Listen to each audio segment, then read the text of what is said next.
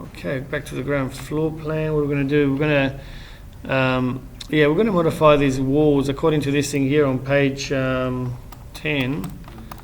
We've got to modify these walls so that the footing, we can drop the footing, the external skin of the wall down by 20 mil. I'm not going 30 mil because there's, when you get to the structure, it already causes some problems later on, although we're not going to do that bit.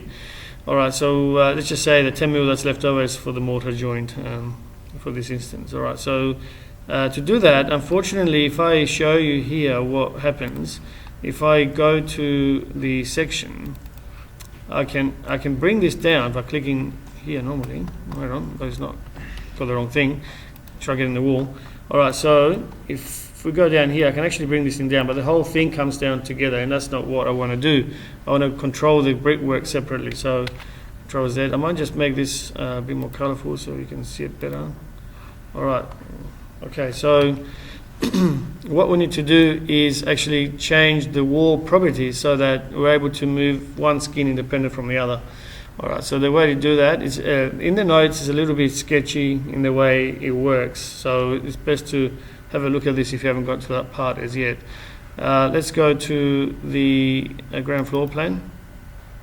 What I'm going to do is just click on one wall here just so I can get the wall properties coming up. Then I've got edit the properties and go to edit here. So that's the trick here. You've got to make sure you go to that next screen by clicking on edit, which might not be quite clear on the notes.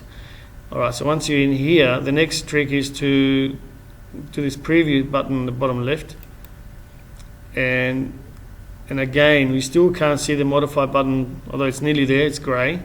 You need to change this bit here to a section view, so it looks like that.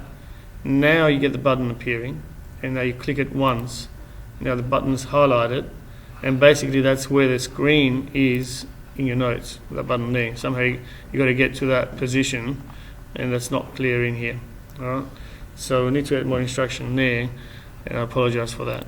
So if we go here, if we just zoom into this area here now, the next bit is again sort of triggering, you could miss it. You should be able to go underneath each one of these lines and click it. So all we're going to do is click on that line and click on the little lock. Be careful how you get this lock, because sometimes it doesn't actually click on it. So make sure you can see it being unlocked. Same with this one here, which is the cavity lock. Unlock that, but do not unlock this one. Leave that there as is. Alright. So then I'll just zoom out a bit, and then I scroll up using this. Panning doesn't really work in here. So, and do the same for the same bits on the other side of the top. So there you go, that's done. Now you just go OK a couple of times, and I should apply all that. Alright, so that's, now that, actually all the walls are able to be, they're now free. We should be able to change them independently. So for example, if I went to the other side, if I got the section there now, go to the other side for example, I can click here, and now I get two down arrows, so I can use them independently, and I can actually move this down like that.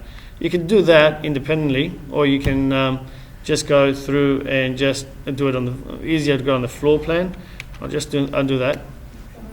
That's all right. And so we'll go to the ground floor plan. Now the way to do this is to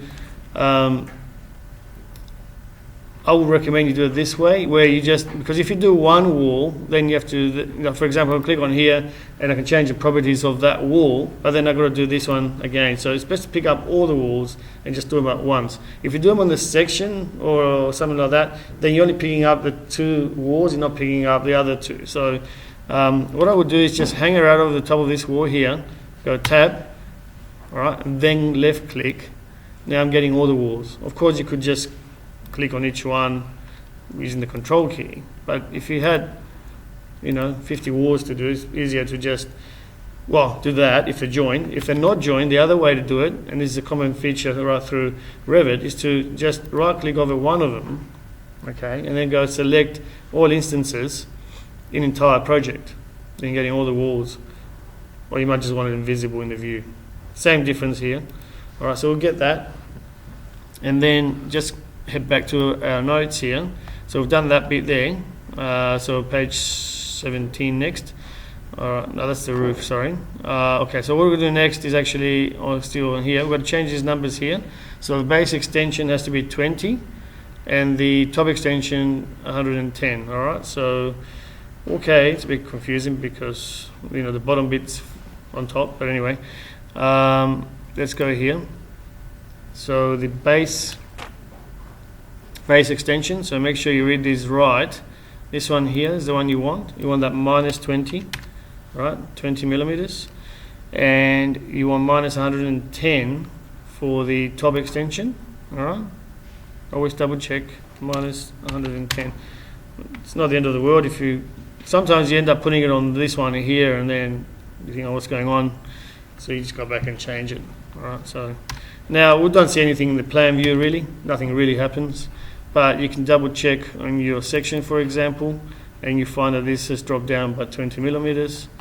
And you can then go here and see that as well.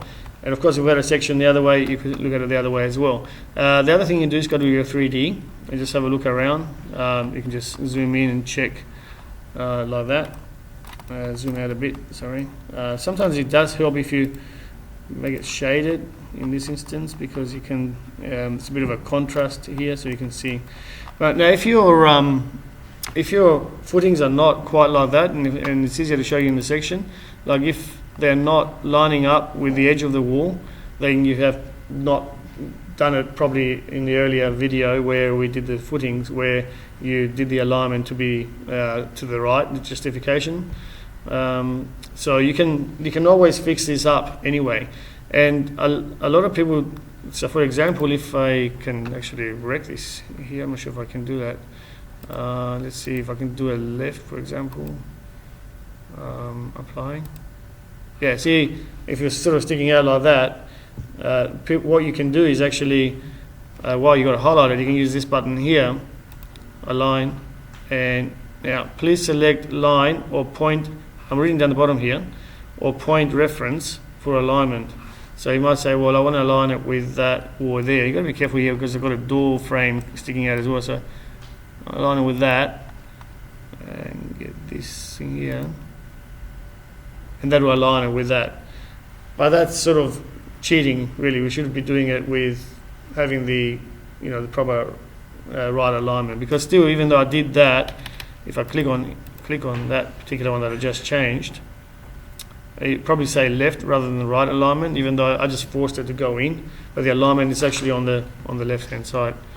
Anyway, this thing is having issues because I probably pressed the wrong button. Okay, here we go. So here it still says left, really. So I haven't really done it justice by doing that, but I got it aligned. It's still back where it should be, so it's all good. The other thing with alignment, and if I could just undo that for a minute.